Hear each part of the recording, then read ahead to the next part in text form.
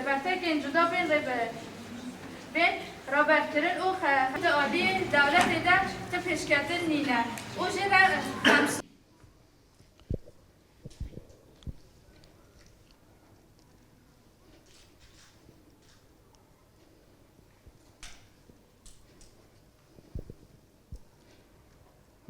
شهید جینت جیانت بمیرن. ام وکه گروه آساد و نوت امین تجریز کل سر ربرتی آمد شرمزار دکن و دخواست دکن دمک نیزی ده دناف خواده ببینن جبوی اف چالاکی جبو آزادی ربرا پویه وک جن و جوان خواه دنگدار ربرتی خواه بینین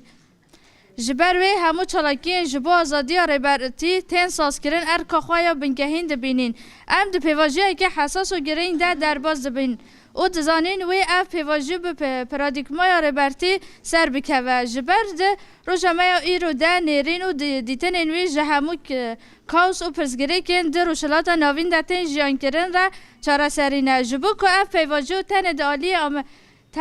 ده آلی مده گفتن آویتن او ده آلی دولت ده تپشکتن نینه او جره خمسارن ام و نزکاتی آوان راست نابینین جبر گر ونداهی اکی چه باوی نتنی کرد هر وها گلین کل لی ترکیه دجین جی وندا بکن اف نزکاتی دراپورا کمیسیون هاتی آوا کرن ده جی دیار او جه گمانه گر روش ربرتی نه گنجاو کرن او گاوین بر به چاف نه این آویتن و ایدیت برتکین جدا بین رابر کرن او خطرین مزن بخواره بینه جبوی تو پرزگریک به شر چراسر نابه داوی اوی دیالوگ او جیانک هفسنگه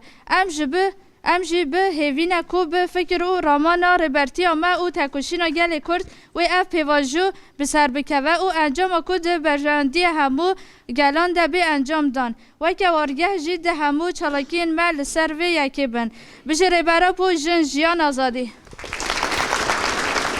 بیجی سرک آپو بیجی سرک آپو کسک نکاره روژاوه تاریکه کسک نکاره روژاوه تاریکه جن جیان آزادی جن جیان آزادی جن جیان آزادی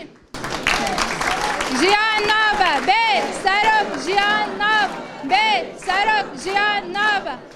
سرک جیان ناب